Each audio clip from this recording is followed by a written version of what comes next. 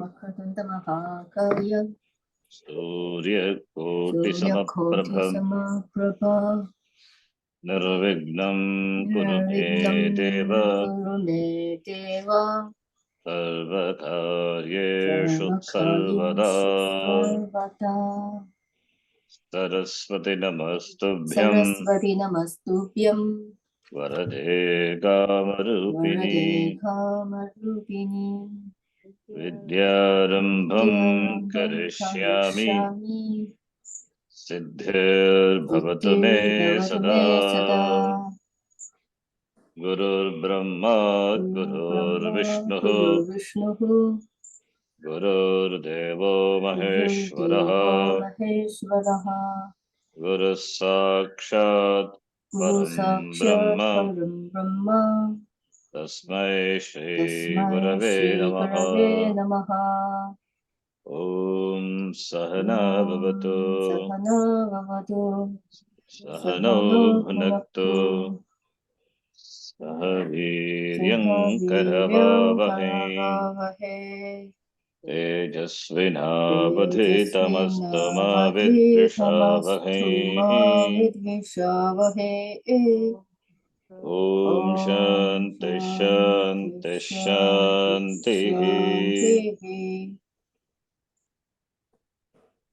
ॐ श्री परमात्मने नमः ॐ श्री परमात्मने नमः अथ तृतीयोऽध्यायः अथ तृतीयोऽध्यायः श्रीभगवानुवाच श्रीभगवानुवाच श्लोक नंबर 30 मयि सर्वाणि कर्माणि मयि सर्वाणि कर्माणि सन्न्यस्याध्यात्मचेतसा सन्न्यास्याध्यात्मचेतसा निराशेर्निर्ममो भूत्वा निराशीर्निममो भूत्वा युध्यस्व विगतज्वरः युध्यस्व विगतज्वरः. The shloka we saw yesterday condenses the topic Karma Yoga.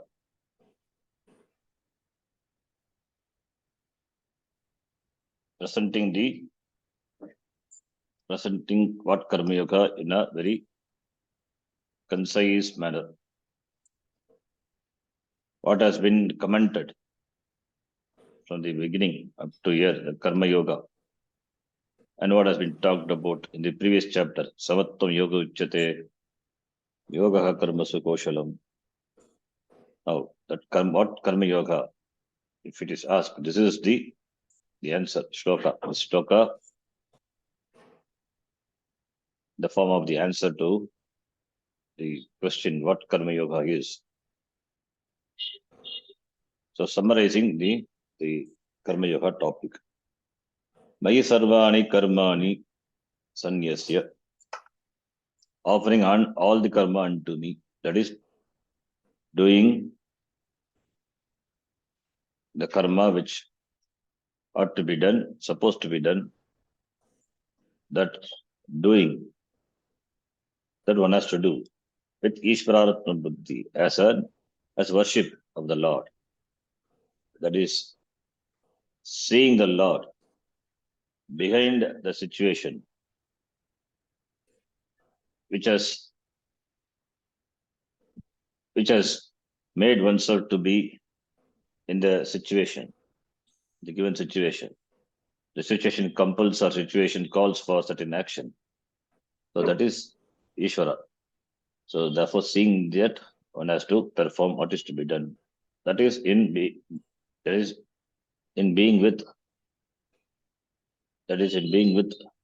the Ishvara. That is aligning one's aligning one's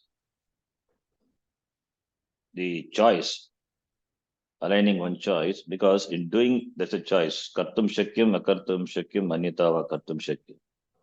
Therefore, aligning one's choice in keeping with the order of Ishvara.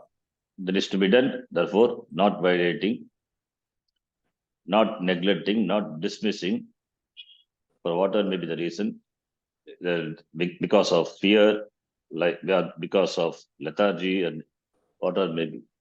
Do because it is to be done, therefore it should be done.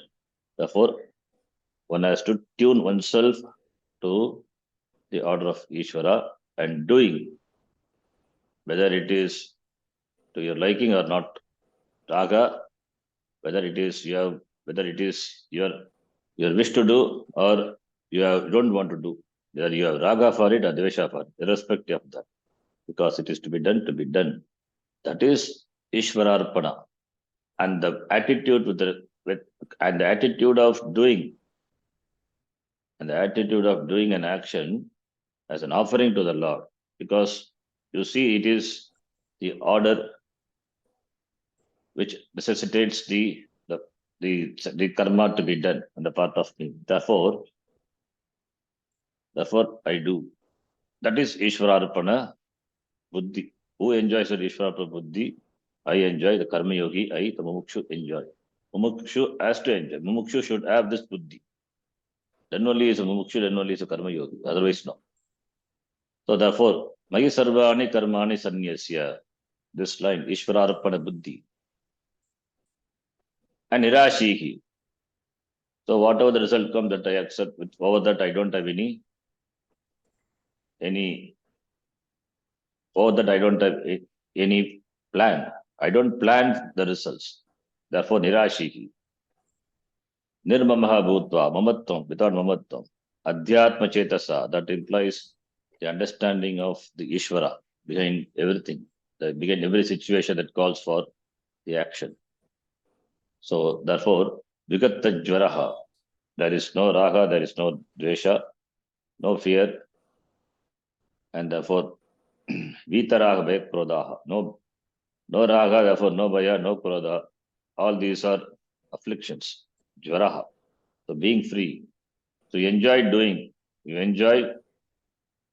whether to your liking or not, but still you enjoy. That enjoyment because of the appreciation of the Lord. You are a bhakta. Karma yogi also a bhakta. Therefore, he does karma. Happily he does karma. Therefore, Vigatta Jvaraha. Vigatta Jvaraha Nirashigi Nirmama Bhutva Vigatta Jvaraha Sanyasya Adhyatma Chetasa Sarva Karmani Mai Sanyasya Yudhyasva. May you perform karma. Iti Karma Yoga is summarized. Then the next shloka which we have to see. Let us read. Ye me matamidam nityam. Ye me matamidam nityam. Anutishtanti manavaha. Anutishtanti manavaha. Shraddhavanto nasuyantaha. Shraddhavanto na suryantaha. Muchyante tepi karmabhihi. Muchyante tepi karmabhihi. Mama mata, me mata, mama mata. My teaching is this karma yoga. Ye anutishtanti, who follows. Ye manavaha anutishtanti. Those people who follow my teaching. And who are they? Shraddhavantaha. They follow means they have shraddha in what I say. They have complete shraddha in what I say. So therefore Shraddhavantaha. So what I say is what Vedas say, because what Vedas say is nothing but it's what I say. So they have shraddha in Guru Shastra Vakyeshu Vishwasaga Shraddha.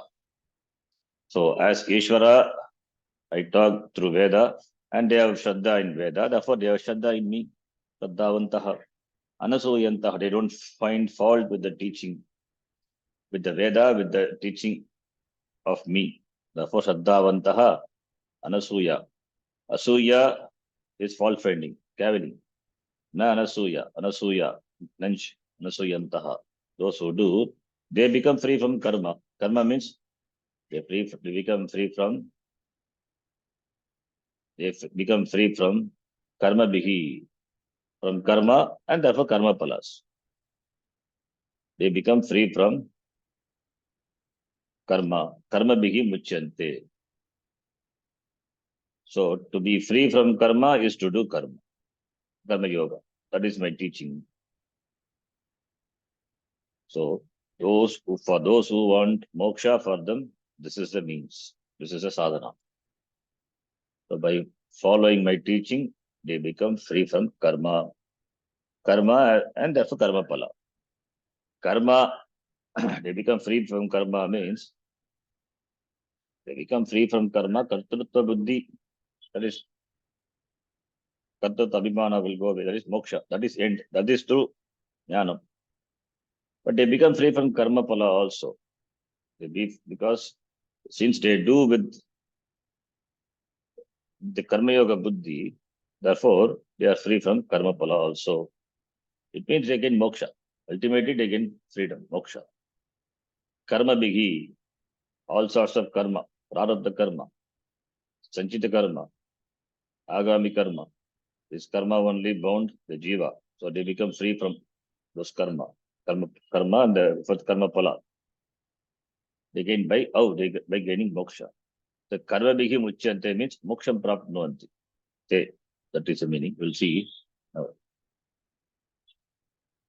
People who constantly follows this teaching of me, constantly, nityam, me matam nityam antrittanti, manavaha, full of faith, shraddhavantaha, without anasuyantaha, not finding fault with the teacher, or the teaching, or the tradition, with the shastram, or same. They too are released by the karma pala. That is, they are free from the hold of karma pala. Therefore, they get moksha. So for moksha, what is moksha? Moksha is freedom. Freedom from what? Freedom from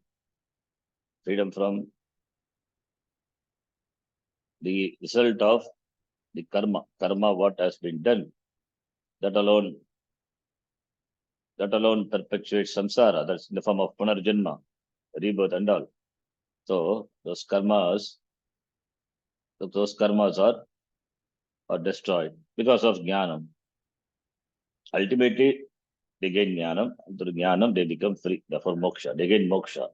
Being free from the hold of karma pala.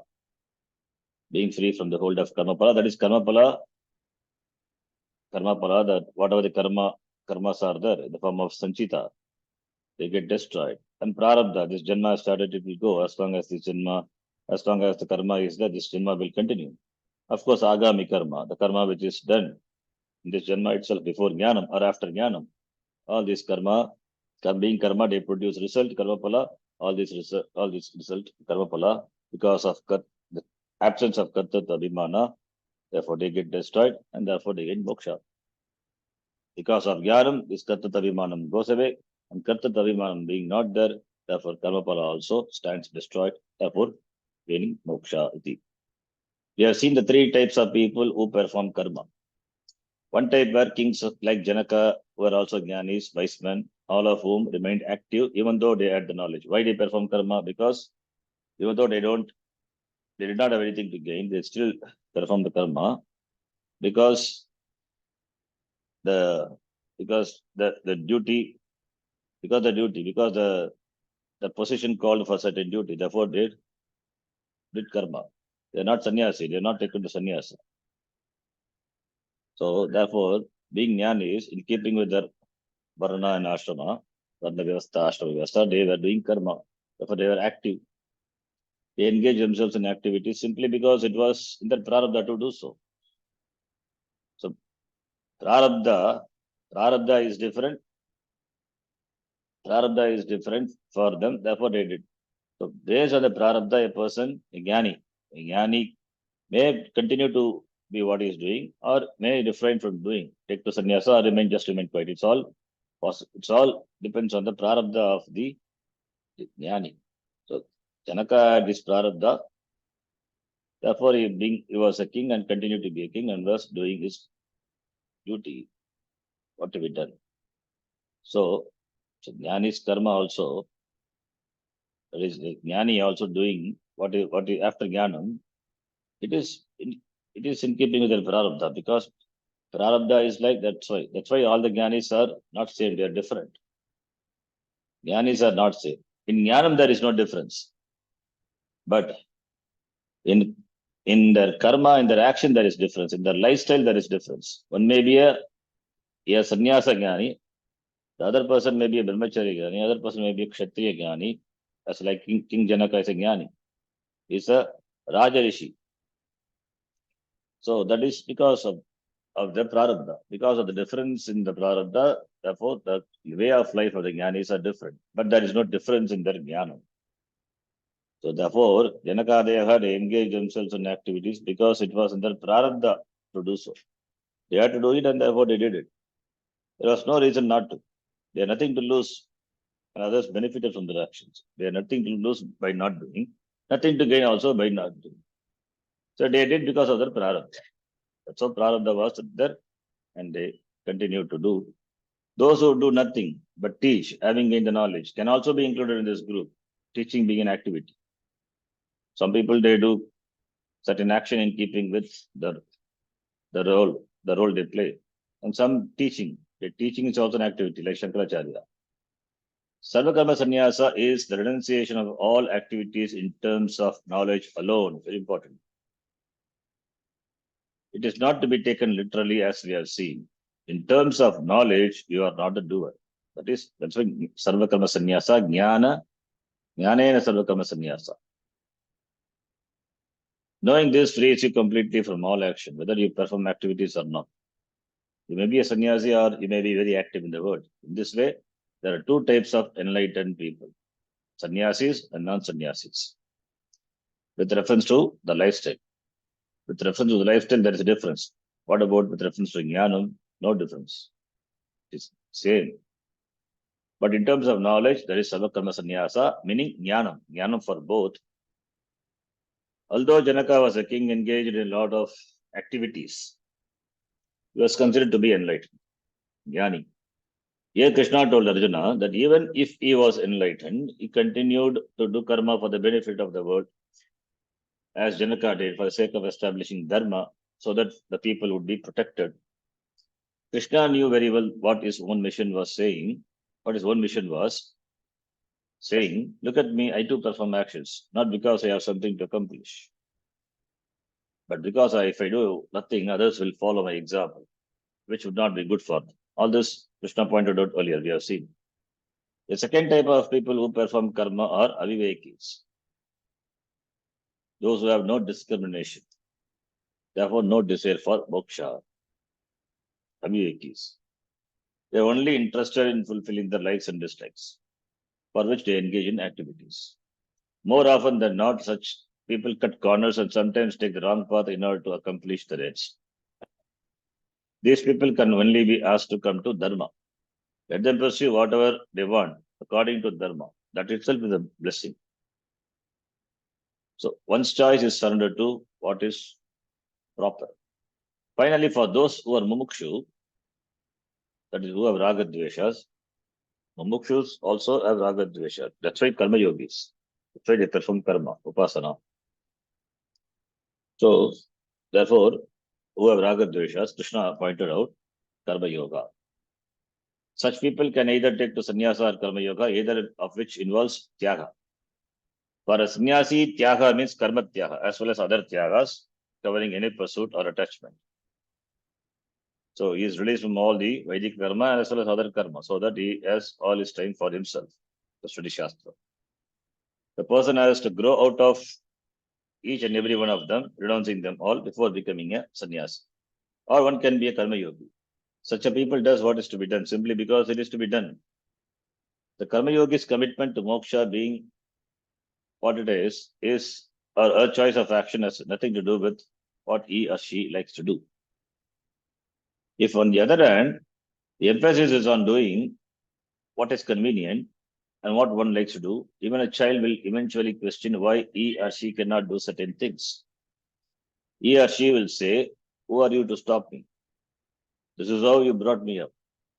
Why? Now that I am 16, are you trying to stop me from doing what I want to do? It doesn't make sense. You always ask me what I want, and this is what I want. The psyche tends to react in this way when this particular approach is taken. Such an approach is not always right, nor does the world necessarily operate in such a way. Therefore, what is proper becomes important. To do what is proper may involve sacrifice in terms of your own pleasures, your own likes and dislikes.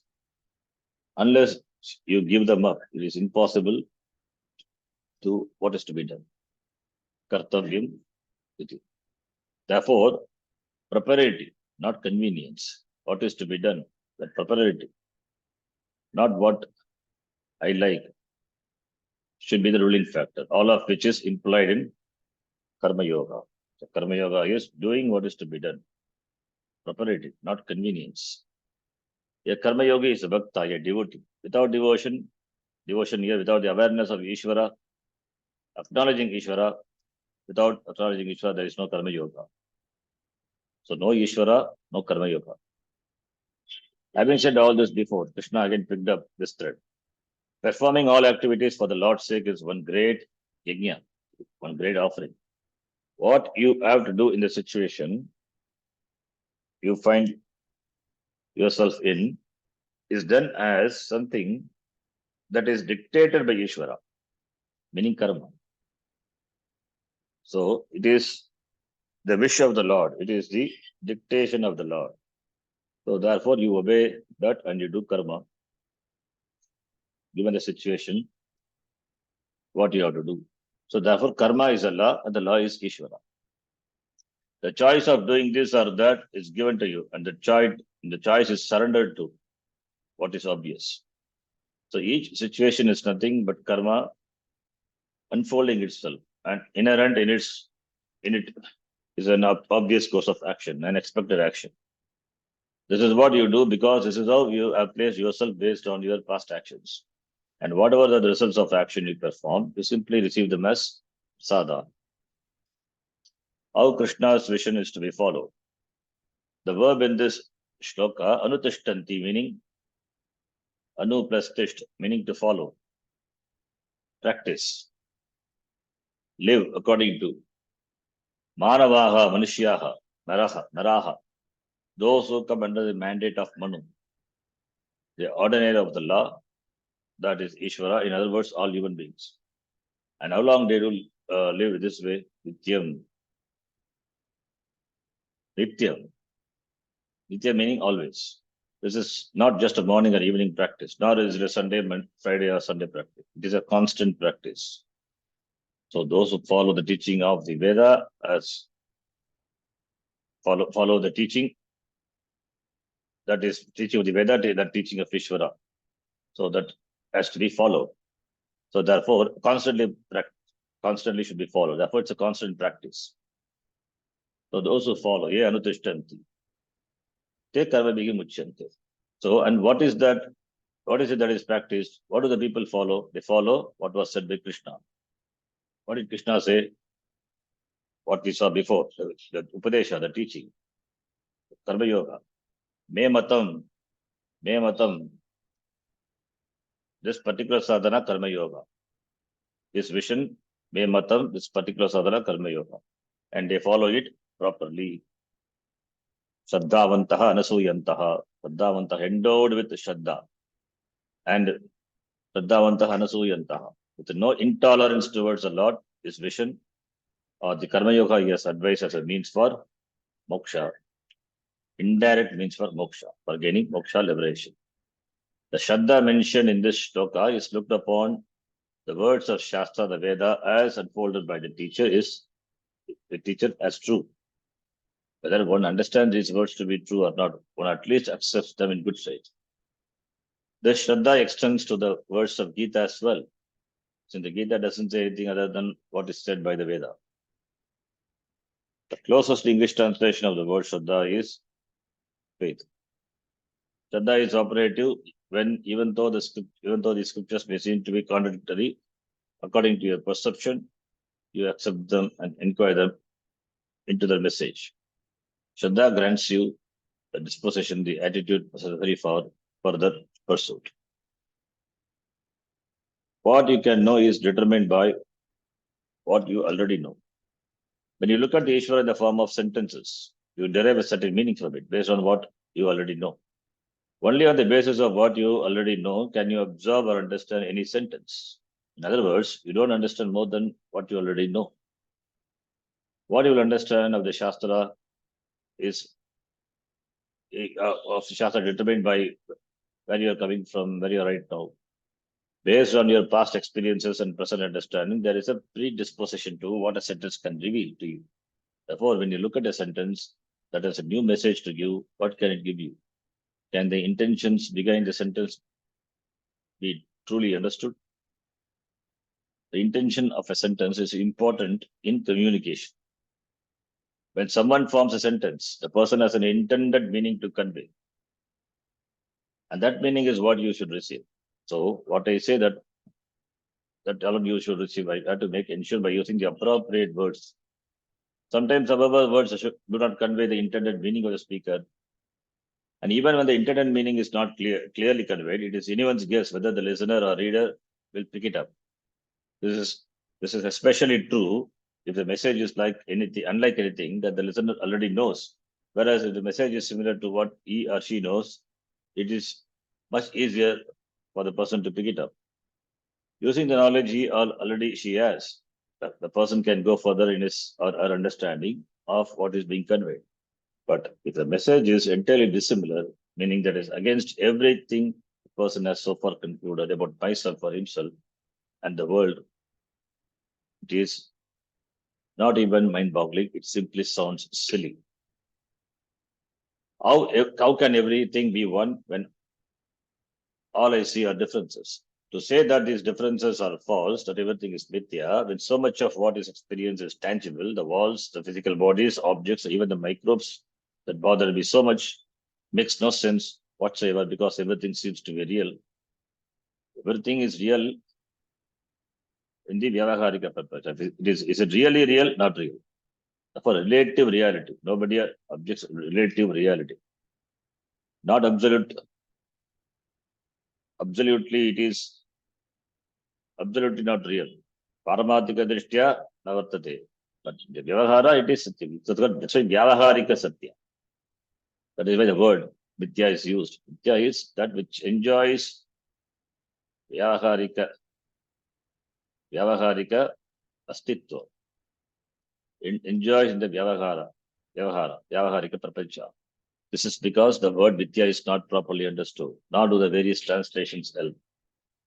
One will translate Vidya as false, another as illusion, still another as delusion. It's a problem. So such translations create really delusion and illusion. To say that the world is any of these doesn't agree with my experience. To say that the world is an illusion is itself as an illusion. It's an illusion. The very concept is an illusion. If you consider the world as an illusion, where does the world leave you? Are you not in the world? Since you are, does it not mean that both you and your statement are an illusion? If the one who talks is an illusion, then that which is talked about is illusion, then talking is also illusion. This being the case, everything becomes Satya because the one who talks and what is talked about belong to who is talked about belong to the same category. If everything is illusion, where is Satya? Thus, you can tell everything as Satya or you can call it illusion. In Buddhism, everything is Mithya. And therefore, Mithya is Satya. To say everything is Mithya means that everything becomes Satya. Therefore, the words like illusion, delusion, and so on simply do not convey what is intended unless there is an understanding of what Satya is and Mithya is. To appreciate their meanings, you must know Vedanta, which means you must know that the statement Tattvamasi, what the statement Tattvamasi means. Unless you know Tattvamasi, a famous Vakya from Chandogya Upanishad, you will not understand Tattvamasi. Unless you know Tattvamasi, you will not understand Tattvamasi. Thus, we have an interesting paradox here. If you already know Tattvamasi, you need not study Tattvamasi. If you don't know Tattvamasi, how are you going to understand Tattvamasi? It is for this reason that one needs a lot of Shraddha and teacher who is well established in this knowledge. It is not a simple matter. To study Vedanta requires Shraddha. Therefore, Shraddhavantaha Anasuyantaha. Okay. To study Vedanta requires Shraddha. Otherwise it will have no meaning whatsoever. Then the next topic, Vedanta Sapramana, that we will see tomorrow. Om Purnamadav Purnamidam Purnam Purnat Purnamudachyate Purnasya Purnasya Purnamadhaya Purnamevavashishyate. Shishyate. Om Shanti Om Shanti Shanti Shanti. Shanti Harihi Shanti. Om Shri Gurubhyo Namaha. Harihi Hari Om. Om. Dhanyavadaha. Dhanyavadaha.